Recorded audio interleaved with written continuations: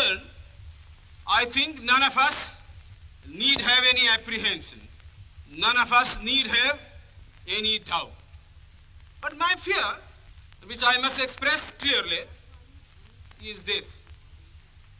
Our difficulty, as I said, is not about the ultimate future. Our difficulty is how to make the heterogeneous mass that we have today take a decision in common and march in a cooperative way on that road which is bound to lead us to unity. Our difficulty is not with regard to the ultimate. Our difficulty is with regard to the beginning. Mr. Chairman, therefore, I should have thought that in order to make a start,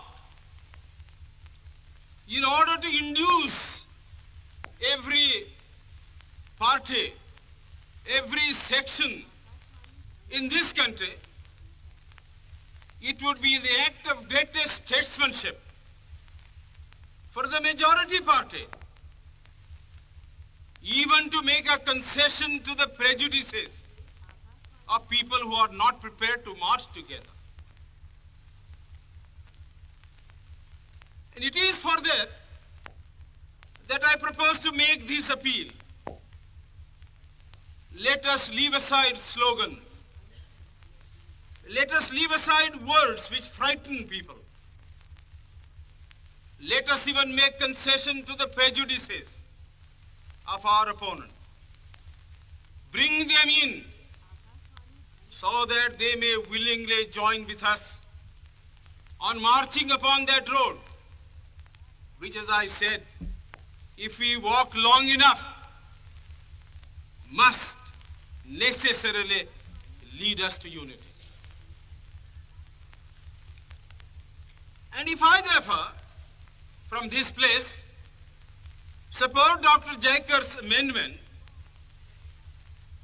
it is because I want all of us to realize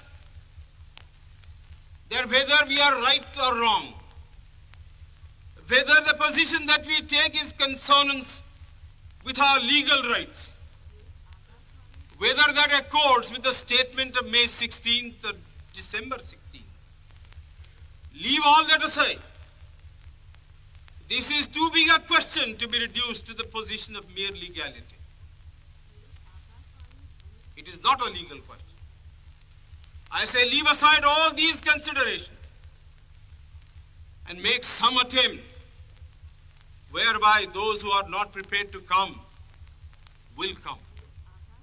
Let us make it possible for them to come. That is my appeal.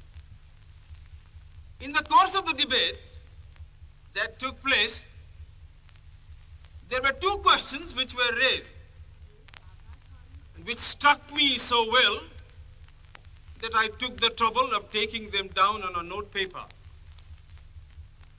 The one question was, it was asked, I think, by my friend, the Prime Minister of Bihar, who spoke yesterday in this assembly. He said, how can this resolution prevent the League from coming into the Constituent Assembly?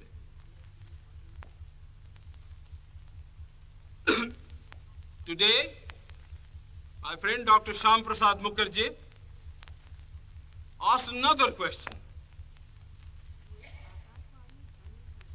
Is this resolution inconsistent with the Cabinet Mission's proposal?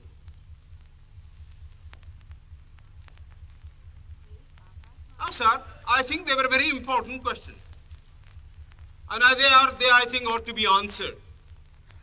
And answered categorically. I do maintain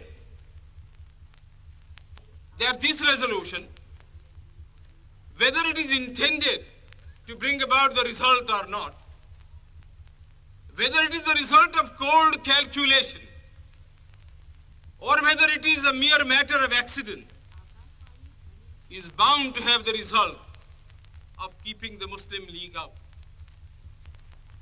And I'll substantiate what I said. Sir, I invite your attention to paragraph 3 in the resolution, which I think is very significant and very important.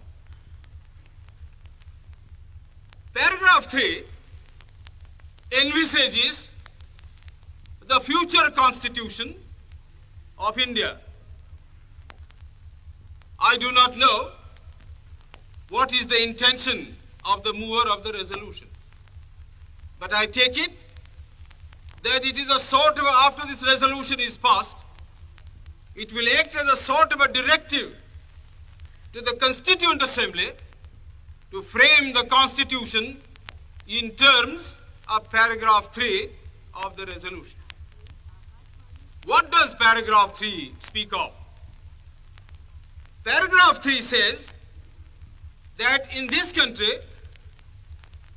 there shall be two different sets of polity. One at the bottom, the autonomous provinces or the states, or such other areas as care to join a united India. These autonomous units will have full powers. They will have also residuary powers.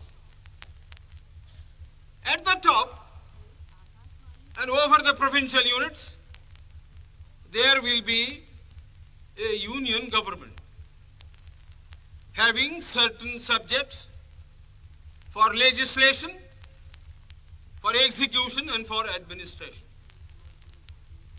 Sir, as I read this part of the resolution, I do not find any reference to the idea of grouping an intermediary structure between the union on the one hand and the provinces on the other. Now, reading this paragraph in the light of the cabinet mission's statement, or reading it even in the light of the resolution passed by the Congress at its Wardha session, I must confess that I am a great deal surprised at the absence of any reference to the idea of the grouping of the provinces. So far as I am personally concerned, I do not like the idea of grouping. I like a strong, united center, much stronger than the center we had created under the Government of India Act of 1935. But sir, these opinions, these wishes have no bearing on the situation at all. We have traveled a long road. The Congress party, for the reasons best known to itself, consented, if I may use the expression, to the dismantling of a strong center which had grown into this country as a result of 150 years of administration, and which I must say was to me a matter of great admiration and respect. But having given up that position, having said that we do not want a strong center, and having accepted that there must be or should be an intermediate polity, a sub-federation between the union government and the provinces, I like to know why there is no reference in paragraph 3 to the idea of grouping.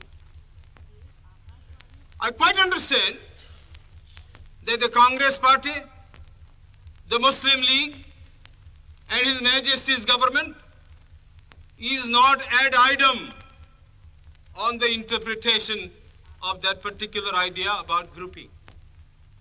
But I always thought, and I will be prepared to stand corrected if it's shown that I am wrong, that at least it was agreed by the Congress party that is the provinces who are to be within the different groups consent to form a union or a sub-federation, the Congress would have no objection to that proposal. I believe I am correct in interpreting the mind of the Congress party. So the question that I ask is this: why did not the mover of this resolution make reference to the idea of having a union of the provinces or a group of provinces on the terms on which he and his party was prepared to accept? Why is the idea of union completely effaced from this resolution? I find no answer.